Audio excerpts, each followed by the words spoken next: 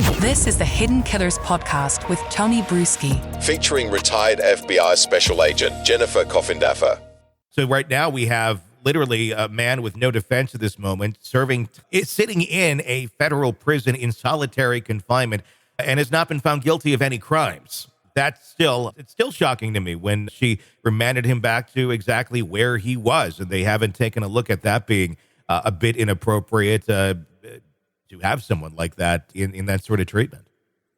Exactly. This is maximum security. This is where the worst of the worst convicted offenders go, Tony. Mm-hmm. This is, it's bad. And then on top of that, to be put in solitary confinement is really the worst possible punishment any human that's convicted in our court system can be put into, other than death. Mm-hmm. And some would argue this is way worse than death. Yeah. Some would argue that. But Tony, I wanted to touch really quick on the other points that were made by the defense. Yeah. And that is, to me, extremely important. And what this hearing was supposed to be about, the Frank's motion. Yes. The motion concerning the, corruption, if you will, mm-hmm. by the authorities and the covering up of possibly just poor police work, but possible alleged lies or falsehoods that were put in documents. That is what's so critical too. Will another defense team take on that, dragon? Mm-hmm. Yeah, that's a big question. Will they? It certainly appears that he should have that hearing. It should be entertained. I think it does raise even more questions and kind of pushes even more into the conspiracy angle on this case, with the fact that all of this happened right before we were supposed to be going into that Frank's hearing and talking about all of those inconsistencies and the possible corruption with some of the police work. It kind of looks a little bad. Like, is this all still tied together and we're still trying to scuffle some of the truth here that went on with the law enforcement in this, or things that weren't done quite properly?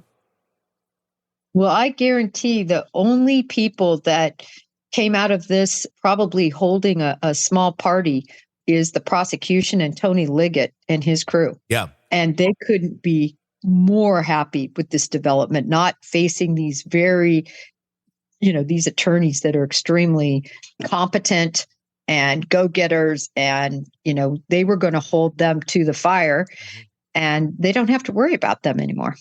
What was your take? And I don't know a lot of depths on this. I'm thinking you might. There was an individual who committed suicide that was connected with the defense attorneys where the documents were leaked from and the pictures were leaked from. What do you know about that?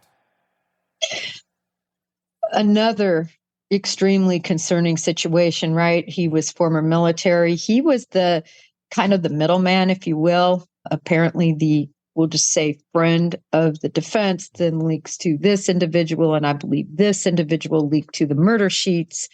And supposedly the leak was to occur so that the murder sheets could give the documents to law enforcement, which begs the question, well, why couldn't the middleman just give the photos back to law enforcement? Mm-hmm. In other words, point out the issue.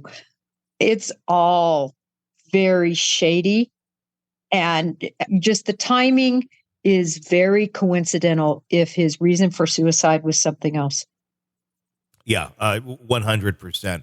There's just so many layers to this thing now. Ultimately, it's where does the truth lie? And if there is cover up going on here, what exactly are we covering up? Are we covering up somebody who knows somebody who actually committed these crimes? Are we just covering up poor police work and they don't want to be held accountable for, or having a finger pointed at them for their job not being done correctly? And then has this all just, spiraled out of control, and one lie has to go on top of another lie? And ultimately, this is where we're left with a defense, a team that says we're out or being forced to be out. And it's almost start over from day one, really. Yeah, there's so much unknown because everything in this case is sealed. As an example, we know that the victims, Abby and Libby, were initially found by citizenry that were, looking for them, that they went missing the day before, and law enforcement searches and so on stopped, and that they resumed late in the next day, and that those individuals that found them, we don't know what exactly happened. Yeah. Did they see them remove all those sticks, go to them and try to save them? I would think they would have. Yeah. Not knowing exactly, if they were alive. Then typically speaking, I can just say on my experience, both as a EMT and as my experience in law enforcement, the EMTs and EMS personnel arrive on scene before law enforcement typically. Were they performing any duties? Mm-hmm. What would the motive be for these pictures to be leaked is another question. Obviously, the defense I don't think they wanted that to happen, but it did come out of their camp. When you look at that, why? Why did they come out? Did somebody make some money on leaking these, or is it just somebody think that by doing this, it will benefit Richard or hurt Richard? I'm confused on that too. Well, Tony, the one thing that the defense, I believe, will do in this case, and that they do in every case, they do not want jurors to see these photos. They do not, because they will argue they're too prejudicial when you see what happened to these little girls. So from a defense standpoint, it doesn't make any sense that they would want these leaked to the public for the social media and Twitter court of opinion, or X, whatever we're calling it these days, to look at this and see this, because it incites people. It makes them want somebody to pay even more. And it makes, the witches come out even stronger for Richard Allen, right? Yeah. So it doesn't make any sense at all. So then it begs the question, is it deeper than that? Why did this all happen? And who could answer that question? Who?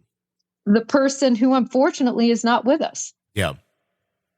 It's a case that I think if you tried to write it for a movie script, it would be turned back and said, this is too extreme. This is no way reality. Unfortunately, sometimes reality is stranger than fiction. We'll have to keep watching and see where this twists and turns, as hopefully justice is served for those two little girls and whoever is truly guilty. Want to listen ad-free? Want advanced access to all of our interviews before anyone else? Become a True Crime Today Premium Plus subscriber on Apple Podcasts. You get every episode commercial-free, so you can binge on true crime until you can binge no more. Search True Crime Today Premium Plus on Apple Podcasts now, or go to our podcast page and sign up now. More of the Hidden Killers podcast next.